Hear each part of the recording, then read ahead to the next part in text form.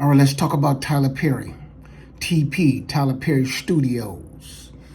I had the opportunity to see his new documentary, Mamie's, what was it, Mamie's Son, I think it's called?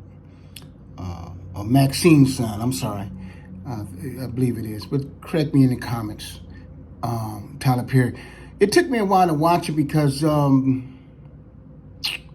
just didn't want to watch it. I mean, I don't know. Because, I guess it has a lot to do with Tyler Perry is like all over the place.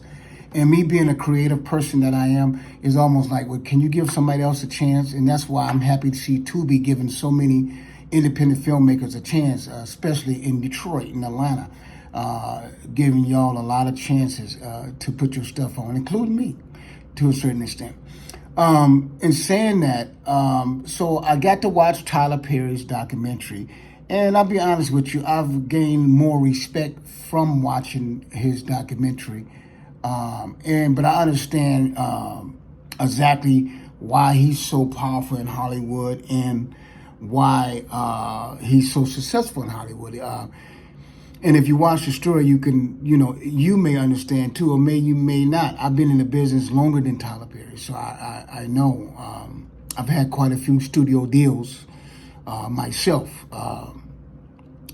so I understand the studio system. But in saying that, I watched it, and his father wound up being not his father. And if you haven't seen it, I'm sorry, spoiler alert. And his characters that he made was from his family members and his mom, aunties, and the women that was in the room, talking. He would overhear it as a child, like we all did overhear our mamas popping and shaking back in the days when they had the go-go boots on and things. Because me and Tyler Perry are not that far in age.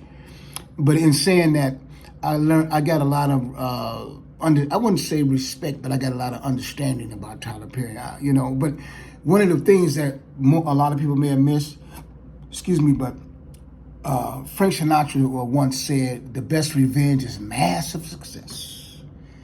And Tyler Perry's father used to beat him like he was, a stepchild, which he wound up being.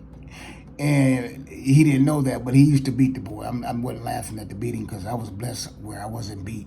When my mama ever hit me, or my father hit me, I was mad. Just talk to me. I was that type of child. You ain't got to hit me. Just talk to me. I'm going to do whatever you need. You ain't got to put your hands on me. Some kids are not like that. They need an ass whooping. But anyway, my point is that this man used to brutalize him, beat him down to the ground, and beat his mama. Maxine, whooped her butt. To this day, Tyler Perry's father, who he was raised as his father, but this later on, recently he found out he was not his father. Because mom tipped out, I guess. Well, she had to.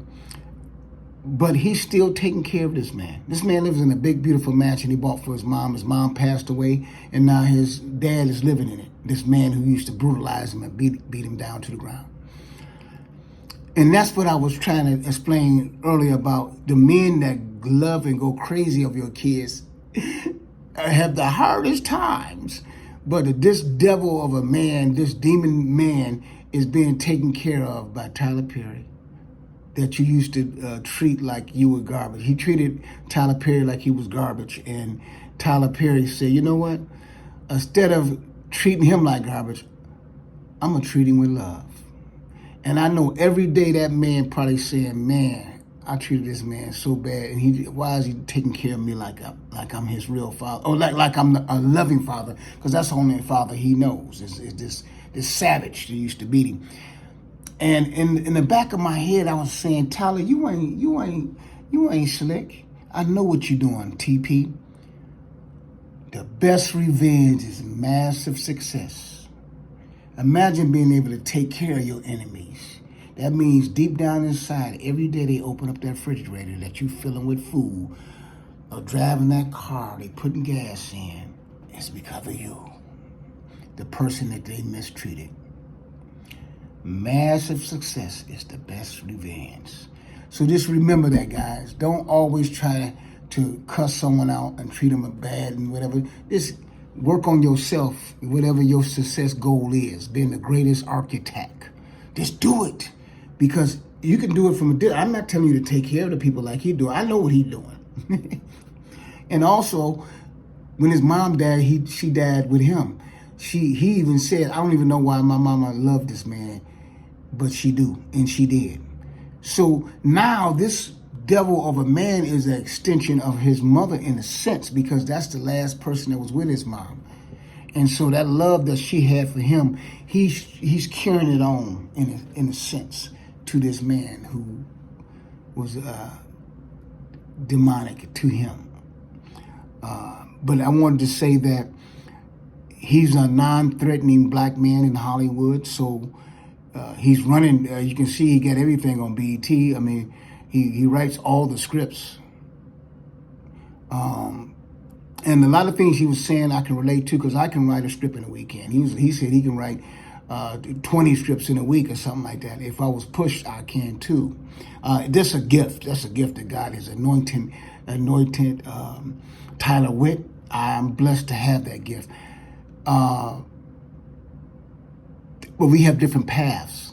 So don't compare your success to anybody else's success. I don't compare myself. Why don't you go see Spike? I did. Why don't you go see John? I did. Why don't you go see Tyler Perry? I did. God didn't want us to work together. I don't know why. It didn't work out.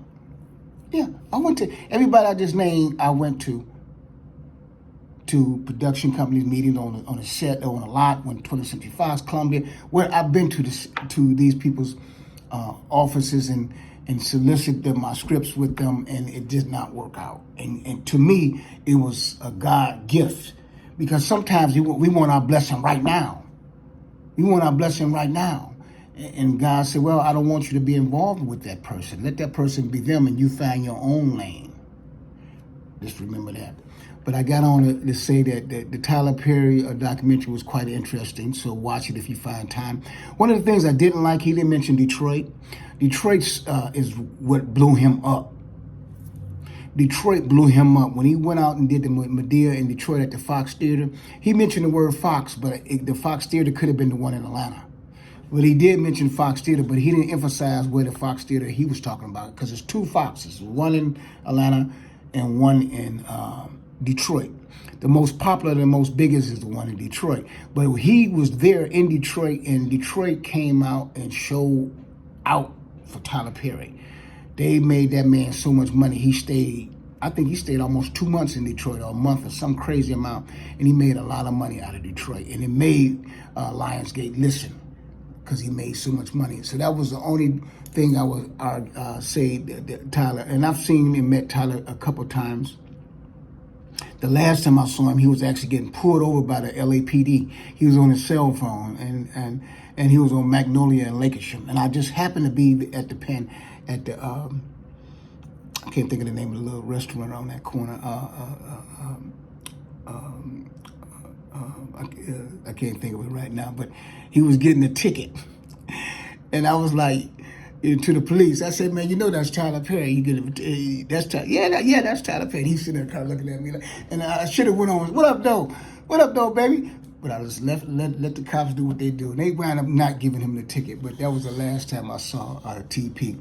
But the thing he did at the studio with the thing he did. See, this is another thing. Spike Lee used to talk about him. Spike Lee used to talk about Tyler Perry. Oh, I don't like the men wearing dresses. I think it's denigration. It's a denigration to black people. It's a denigration to black people. The way the movies that he made, nothing but negative. This is not something I'm making up. Spike Lee used to be negative about Tyler Perry. Now watch this. Tyler Perry is a bad boy. He ain't slick. I mean, he's slick, but I can see right through it. You know what Tyler Perry did? When they was going back and forth, Tyler, I think he told Spike Lee to go to hell or something. He said and he was going back and forth with Spike Lee. Then at some point he understood, like, hey, wait a minute. Massive success is the best revenge. So why am I arguing with Spike Lee? You know what he did? He built a studio with, like, I think several stages, 12, 13 stages. Sidney Poitier, everybody was at the opening. Now, I missed the opening of his studio down in Atlanta because the publicist I had at the time was late on getting information out to me. And she knows who she is. I'm not going to mention her name, but my point is, she didn't let me, I didn't know nothing about it until it happened, because it was a weekend event. And I would have been there. I mean, I'm a filmmaker, I'm a director. I've been a director longer than Tyler. I'd have been at the studio to see this grand opening. Everybody was there. Will Smith, Denzel Washington, Cicely Tyson, and Sidney Poitier. I found out the day it was over. I'm like, what? And I called my boy. What?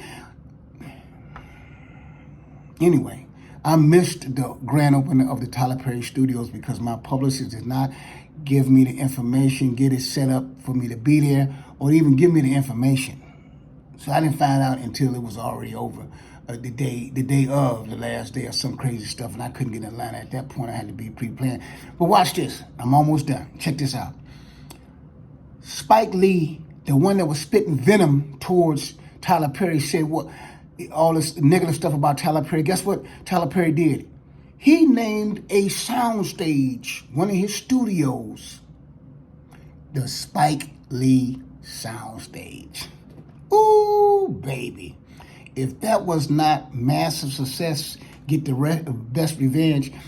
And they showed Spike bowing down. Spike was bowing down to Tyler, saying, oh man, for a black man to do all this, this is phenomenal. This is phenomenal. And I said, gotcha.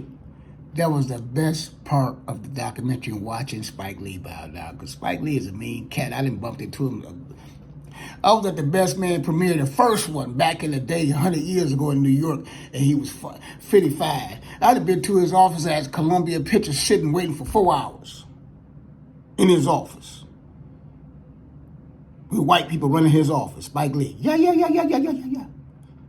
That's another story. We'll talk about that another time. Anyway, so that was my story about Tyler Perry. That was my critique or review of the Tyler Perry Maxine's or Mabel's or something son.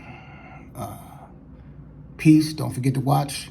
Marc Cayce is my name. Watch my movies. Currently on Amazon Prime, some YouTube stations, and also, as you know, Tubi. Marc Cayce. I'm out. Peace. I hope you enjoyed my Hollywood story about Tyler Perry and my story about fatherhood. Fathers, stand up. I know it's Mother's Day weekend, but y'all fathers, stand up and be proud too. Peace.